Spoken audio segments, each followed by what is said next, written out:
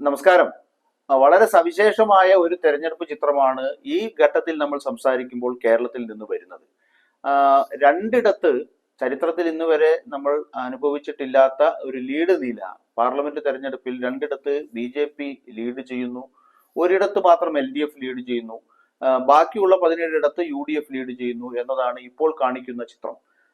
അതിലേറ്റവും സവിശേഷമായി നമുക്ക് കാണാൻ കഴിയുന്നത് തൃശ്ശൂരിൽ വലിയ തോതിൽ ഏതാണ്ട് 30,000-ലധികം ലീഡ് ഉയർത്തിക്കൊണ്ടാണ് ഈ ഘട്ടത്തിൽ സുരേഷ് ഗോപി മുന്നേറുന്നത്. തീർത്തും അത്രമാത്രം പ്രതീക്ഷിതമല്ലാത്ത അപ്രതീക്ഷിതമായ ഒരു ലീഡാണ് യഥാർത്ഥത്തിൽ ഇപ്പോൾ സുരേഷ് ഗോപിക്കുള്ളത്. എന്താവും തൃശ്ശൂരിനെ കുറിച്ച് കൂടുതൽ നമ്മൾ ഒട്ടേറെ പ്രോഗ്രാമുകൾ സർവേ ഉൾപ്പെടെ നമ്മൾ തൃശ്ശൂരിൽ നടത്തിയതാണ്. ആ ഘട്ടത്തിൽ തന്നെ ഇങ്ങനെ ഒരു സൂചന നമ്മൾ പുറത്തു വിട്ടിരുന്നു. പക്ഷെ അത് യാഥാർത്ഥ്യമായിരിക്കുന്നു. എന്തായിരിക്കും യഥാർത്ഥത്തിൽ സംഭവിച്ചത്? നമ്മളുടെ സർവേയിൽ പോലും പറഞ്ഞ വിഷയം എന്താ വെച്ചാൽ ഈ മുരളീധരൻ 3-ാം സ്ഥാനത്തേക്ക് പോകും എന്നുള്ളതാണ്. അത് 3-ാം സ്ഥാനത്തേക്ക് പോയിരിക്കുന്നു എന്നുള്ളതാണ്. അതിന്റെ അത് തന്നെ നമുക്ക് സംസാരിക്കാം. തൃശ്ശൂരിന്റെ വിഷയം തന്നെ സംസാരിക്കാം. പ്രതാപൻ എന്നുള്ള ഒരു വ്യക്തിക്ക് പ്രതാപൻ എന്നുള്ള വ്യക്തിക്ക് ജനങ്ങളോട് വല്ലാത്തൊരു അടുപ്പം നല്ല രീതിയിലുണ്ട്. കാൻഡിഡേറ്റ് ആണ് പ്രതാപൻ. തീർച്ചയായും പ്രതാപൻ എപ്പോഴും സംസാരിക്കുന്ന രീതിയൊക്കെ നോക്കിക്കഴിഞ്ഞാൽ മിക്കവാറും മനസ്സ് തട്ടിയിട്ടാണ് ശരിക്കും സംസാരിക്കുക. സുരേഷ് ഗോപിക്ക് വോട്ട് മറയാൻ ഉള്ളൊരു കാര്യം ഞാൻ പറഞ്ഞ ലാസ്റ്റ് തൃശ്ശൂർ പൂരത്തിന്റെ ഒരു വിഷയമുണ്ട്. തൃശ്ശൂർ പൂരം പോലും കുളമാക്കി, ഈ സർക്കാർ കുളമാക്കി എന്നുള്ള രീതിയിലേക്ക് കൊണ്ടുപോയി. അത് വല്ലാത്ത രീതിയിലേക്ക് സുരേഷ് ഗോപിക്ക് എന്തായിട്ടുണ്ട്, പ്ലസ് ആയിട്ടുണ്ട് ശരിക്കും. അതായത് ഈ സുരേഷ് ഗോപി പയറ്റിയ നാടകം ലാസ്റ്റ് നാടകമാണത്.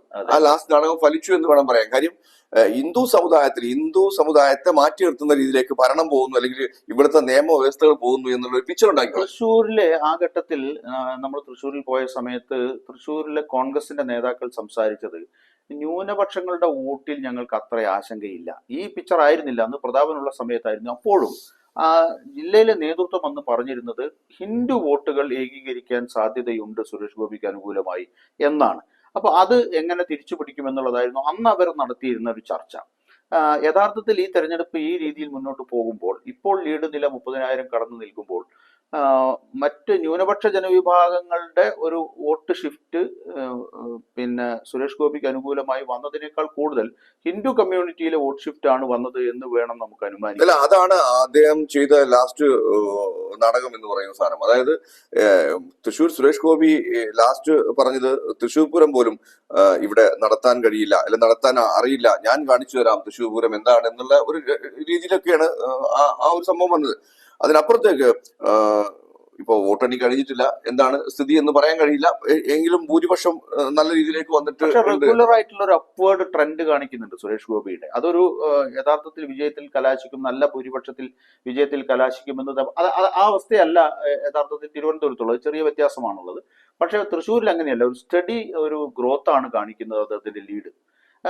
വേറൊരു കാര്യം, നമ്മൾ ഈ തൃശ്ശൂരിലെ കാര്യം അവിടുത്തെ വോട്ടർമാരുമായിട്ട് സംസാരിക്കുമ്പോൾ സ്ത്രീകളുടെ ഒരു വോട്ട് 100% സുരേഷ് ഗോപിക്ക് അനുകൂലമായിട്ടുണ്ട്. അതിന് ആ കേസ് കാരണമായോ? ഏകദേശം ഒരു ഫേക്ക് കേസാണെന്നോ, അല്ലെങ്കിൽ അത് അങ്ങനെയൊരു തരത്തിലേക്ക് അദ്ദേഹത്തെ ഡിമോറലൈസ് ചെയ്യുന്ന, അതല്ലെങ്കിൽ അദ്ദേഹത്തെ ഡിഫെയിം ചെയ്യുന്ന രീതിയിലുള്ള ഒരു കേസാക്കി അതിനെ കൊണ്ടുവന്നത് ശരിയായില്ല എന്നൊരു അഭിപ്രായം സ്ത്രീകൾക്കിടയിൽ ഉണ്ടായി എന്നതാണോ ഈ വോട്ട് അദ്ദേഹത്തിന് അനുകൂലമായി? ആദ്യമായിട്ടാണ് ഇത്തരം ഒരു സ്ത്രീകള് ശരിക്കും ഇത്തരം ഒരു കേസിനെതിരെ തിരിയുന്നത്. അതായത് സാധാരണ സ്ത്രീകൾക്ക് സപ്പോർട്ടാണ് ഉണ്ടാവുക, പക്ഷെ ഈ ഒരു സംഭവത്തിന് സ്ത്രീകൾക്കെതിരെ തിരിയുന്ന ഒരു സാഹചര്യം ഉണ്ടായി എന്ന് വേണം പറയാൻ. രണ്ടാമത്തത്, പ്രതാപൻ എന്നുള്ള വ്യക്തിക്ക് ഞാൻ പറഞ്ഞല്ലോ, മുൻപ് പറഞ്ഞ പോലെ തന്നെ പ്രതാപൻ എന്നുള്ള വ്യക്തി ശരിക്കും നല്ല രീതിയിലേക്ക് ജനങ്ങളുടെ ഇടയിൽ ഇറങ്ങി തിരിച്ചൊരു സാധനമുണ്ട്. ഈ എന്താണ് പറയാ, ചാവക്കാട്, ഗുരുവായൂർ ഈ ഏരിയയിലൊക്കെ മുസ്ലിം വോട്ടുകൾ കുറെ പ്രതാപന് നല്ല ലെവലിൽ ഫിക്സഡ് വോട്ട് ഉണ്ടായിരുന്നു. ആ സാധനം മുരളീധരൻ വന്നപ്പോ ആ സാധനങ്ങളൊക്കെ പോയി എന്ന് വേണം പറയാൻ. അത് ആർക്ക് പോയി എന്നുള്ളതാണ് പ്രശ്നം. എനിക്ക് തോന്നുന്നു ഈ ചാവക്കാട് ഈ ഏരിയ ഒക്കെ നോക്കുമ്പോ ശരിക്കും ഇപ്പോ സുരേഷ് ഗോപിയൊക്കെ എത്രത്തോളം കൂടിയിട്ടുണ്ട് എന്ന് പറയാൻ കഴിയില്ല. സംഘപരിവാറിന്റെ ആളുകള് പൊതുവെ ഈ മോദി മയം എന്നുള്ള ലെവലിൽ തന്നെ കുറെ ആൾക്കാർ പോയിട്ട് നല്ല രീതിയിലേക്ക് തന്നെ ഈ അവിടെ ക്യാമ്പ് ചെയ്ത് വർക്ക് ചെയ്തിട്ടുണ്ട്. നല്ല രീതിയിൽ തന്നെ ഈ BJPയുടെ ആളുകൾ ശരിക്കും സുരേഷ് ഗോപിയെ ജയിപ്പിക്കാനുള്ള ഒരു സാധ്യതയിലേക്ക് കൊണ്ടുപോയിട്ടുണ്ട്. മറ്റൊരു കാര്യം ഈ ഘട്ടത്തിൽ ശ്രദ്ധേയമായത്, ദേശീയ തലത്തിൽ വന്ന സർവേകളെല്ലാം ദേശീയ തലത്തിൽ വലിയ തോതിൽ തിരിച്ചടി നേരിട്ടിട്ടുണ്ടെങ്കിലും കേരളത്തെ സംബന്ധിച്ചിടത്തോളം വേറൊരു കാര്യം സൂചിപ്പിക്കാനുള്ളത്, ദേശീയ തലത്തിൽ വന്ന സർവേകളെല്ലാം, അവർ പുറത്തുവിട്ട ഫലങ്ങളെല്ലാം ദേശീയ തലത്തിൽ വലിയ തോതിൽ പരാജയപ്പെടുന്നതാണ് ഇപ്പോൾ കാണുന്നതെങ്കിലും കേരളത്തെ സംബന്ധിച്ചിടത്തോളം വലിയ തോതിൽ അത് ട്രോൾ ചെയ്തിരുന്നു. അങ്ങനെ സംഭവിക്കാൻ ഇടയില്ല എന്നൊക്കെ പറഞ്ഞിരുന്നു. NDA 2 സീറ്റിൽ ലീഡ് ചെയ്യുന്നു, 1 സീറ്റിൽ LDF ലീഡ് ചെയ്യുന്നു എന്നുള്ള നിലയിലേക്ക് വന്നിട്ടുണ്ട്. അതിൽ തന്നെ പ്രധാനമന്ത്രിയുടെ വലിയ തോതിലുള്ള ഇടപെടൽ കണ്ട മണ്ഡലമാണ് തൃശ്ശൂർ. എനിക്ക് തോന്നുന്നു പല സന്ദർഭങ്ങളിലായി അദ്ദേഹം അടുത്തടുത്ത ഘട്ടങ്ങളിൽ തൃശ്ശൂർ കോൺസ്റ്റിറ്റ്യുവൻസിയിൽ വരികയും സുരേഷ് ഗോപിയെ ഒപ്പം നിർത്തുകയും തന്റെ സ്ഥാനാർത്ഥിയാണെന്നുള്ള നിലയിൽ ഒക്കെ മുന്നോട്ട് പോവുകയും ഒക്കെ ചെയ്തിരുന്നു. പക്ഷെ BJP സംസ്ഥാന നേതൃത്വത്തിന് അത്ര പഥ്യമല്ല സുരേഷ് ഗോപിയുടെ സ്ഥാനാർത്ഥിത്വം എന്നും ആ ഘട്ടത്തിൽ ചർച്ചയുണ്ടായിരുന്നു.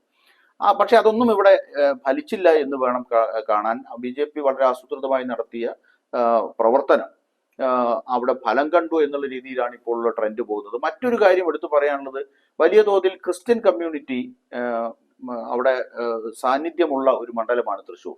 മണിപ്പൂർ ഇഷ്യൂ വലിയ തോതിൽ ബാധിക്കുമെന്നുള്ള രീതിയിൽ ഒരു പ്രചാരണം ഉണ്ടായിരുന്നു. അതോടൊപ്പം തന്നെ രാജ്യത്തിന്റെ വിവിധ ഭാഗങ്ങളിൽ ക്രൈസ്തവ ദേവാലയങ്ങൾക്കെതിരെ ഹിന്ദുത്വ വർഗീയവാദികൾ നടത്തിയ ആക്രമണങ്ങളൊക്കെ അതിന്റെ പ്രതിഫലനം തൃശ്ശൂരിൽ ഉണ്ടാകുമെന്നൊക്കെയുള്ള അഭിപ്രായമുണ്ടായിരുന്നു. എന്തിനേറെ പറയുന്നു, നമ്മുടെ ഈ പൊന്നു പൂശിയ ചെമ്പിന്റെ കിരീടം പോലും അവിടെ ഈ രീതിയിൽ ചർച്ചയായില്ല എന്നുകൂടി നമുക്ക് ഇതിൽ കാണേണ്ടതുണ്ട്. ക്രിസ്ത്യൻ കമ്മ്യൂണിറ്റിയുടെ ആ രീതിയിലുള്ള ഒരു എതിർപ്പ് ഉണ്ടായിരുന്നുവെങ്കിൽ സുരേഷ് ഗോപിയുടെ ലീഡ് ഈ രീതിയിൽ മുന്നോട്ട് പോകുമായിരുന്നില്ല. അത് മാത്രവുമല്ല, മുരളീധരൻ 3-ാം സ്ഥാനത്ത് പോകുമായിരുന്നില്ല. മുരളീധരൻ 3-ാം സ്ഥാനത്ത് പോയത് ഈ പറയുന്ന മൈനോറിറ്റി വോട്ടുകളുടെ കൺസോളിഡേഷൻ സുനിൽ കുമാറിന് അനുകൂലമായിട്ടാണ് വന്നിട്ടുള്ളത് എന്ന് കാണാൻ കഴിയും. സുനിൽ കുമാർ അവിടുത്തെ ലോക്കൽ ബോയ് കൂടിയാണ്. മുരളീധരനെ സംബന്ധിച്ചിടത്തോളം കേവലം അദ്ദേഹത്തിന്റെ രാഷ്ട്രീയ ജീവിതത്തിൽ തൃശ്ശൂർ എപ്പോഴും അദ്ദേഹത്തിന് ബാലികേറാ മലയായിരുന്നു. ഇപ്പോഴും അങ്ങനെ തന്നെയാണ്. ദയനീയമായി അദ്ദേഹം 3-ാം സ്ഥാനത്ത് ഇപ്പോൾ നിൽക്കുന്ന കാഴ്ചയാണ് നമുക്ക് കാണാൻ കഴിയുന്നത്. തീർച്ചയായും എന്താണ് പറയാ, വോട്ടെണ്ണി കഴിഞ്ഞിട്ടില്ല. അതിന് മുൻപ് തന്നെ അത്യാവശ്യം നല്ല രീതിയിലേക്കുള്ള സൂചനകൾ തന്നെയാണ് പല സ്ഥലത്തും വന്നുകൊണ്ടിരിക്കുന്നത് അല്ലെ. UDF ഏകദേശം മേൽക്കോയ്മ നൽകുന്ന രീതിയിലേക്കാണ് കേരളത്തിൽ പോയിക്കൊണ്ടിരിക്കുന്നത്. പിന്നെ തൃശ്ശൂർ പറയുകയാണെങ്കിൽ, പ്രത്യേകിച്ച് എടുത്തു പറയുകയാണെങ്കിൽ ന്യൂനപക്ഷത്തിന്റെ വോട്ടുകൾ അല്ലെ, താങ്കൾ പറഞ്ഞ പോലത്തെ ന്യൂനപക്ഷത്തിന്റെ വോട്ടുകൾ വല്ലാത്ത രീതിയിലേക്ക് മുരളീധരന് കിട്ടിയില്ല എന്ന് തന്നെ വേണം പറയാൻ.